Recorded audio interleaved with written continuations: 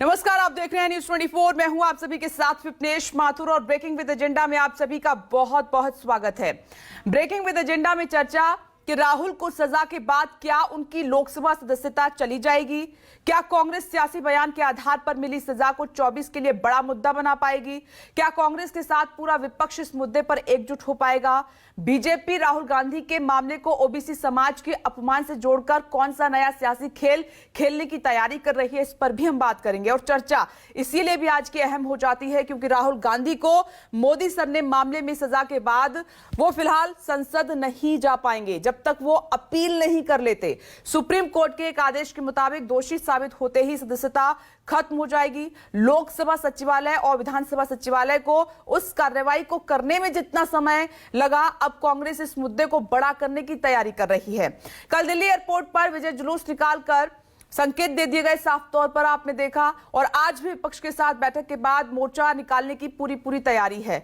वहीं शुपरखा वाले बयान पर रेणुका चौधरी ने भी पीएम मोदी पर केस करने का ऐलान कर दिया है, यानी सियासी बयान पर बड़ा घमासान तय है। बीजेपी इसे ओबीसी अपमान और गैर जिम्मेदार रवैये से जोड़कर देख रही है, तो कांग्रेस इसे बीजेपी का अहंकार लगातार बोल रही है। सियासी बयानों पर सजा और माफी का पुराना प्रचलन है, लेकिन आजम खान और राहुल गांधी को छोड़कर अभी तक इसकी भेंट कोई और नहीं चढ़ा। तो भविष्य की राजनीति राहुल मामले से तय होने जा रही है। इसी मुद्दे पर करेंगे बड़े पैनल के साथ बड़ी चर्चा, लेकिन उससे पहले कुछ अहम बयान हैं, वो आपको सुनवाते हैं। राहुल जी को इस सच्चाई को स्वीकार करना चाहिए कि शब्दों की चोट शस्त्रों की चोट से ज्यादा गहरी और पीड़ादायी होती है, और शब्द जब अनर्गल और झूठे हों तब तो चोट और गहरी और कष्टदायी हो जाती है। इसलिए हमारी कानूनी व्यवस्था में अनर्गल बेतुके आरोप लगाने वालों पर सजा का सीधा प्राविधान है, और मुझे विश्वास है इस न्यायिक आदेश से सीख लेते हुए हम सभी को यह सुनिश्चित करना चाहिए कि सार्वजनिक जीवन में शब्दों की मर्यादा किसी भी सूरत में टूटने न पाए। जुडिशियल जो भी निर्णय होते हैं उसका सम्मान करती हूँ, पर यहाँ पर कहीं ना कहीं जुडिशियल ओवररीच हुआ है।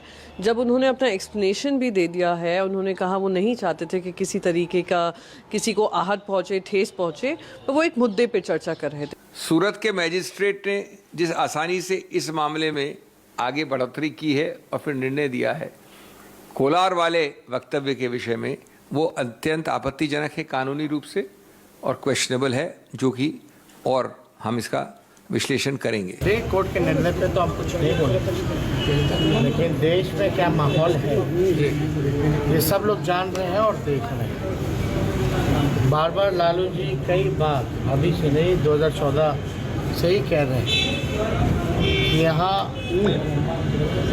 घोषित इमरजेंसी नहीं, अघोषित इमरजेंसी पूरी तरीके से लागू हो चुकी है। अब राहुल गांधी का जो मामला है, डिफेमेशन के मामले में, जब से मैं समझदार हुआ हूं और या आप भी पत्रकारिता कर रहे हैं, कभी मैंने नहीं सुना कि 2 साल की सजा हो। ये 2 साल की सजा हुई क्यों? क्योंकि उनको 6 साल तक चुनाव लड़ने से रोकना है, उनकी संसद की सदस्यता को खत्म करना है।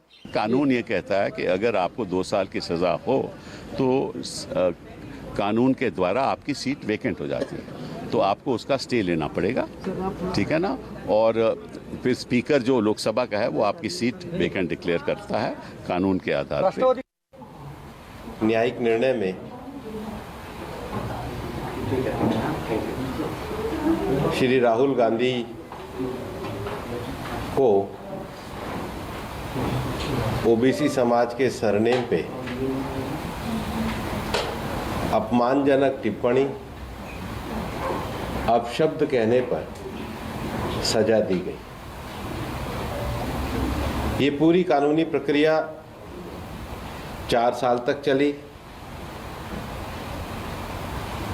क्या कांग्रेस पार्टी का अहंकार और राहुल गांधी का अहंकार देश के कानून से बड़ा है?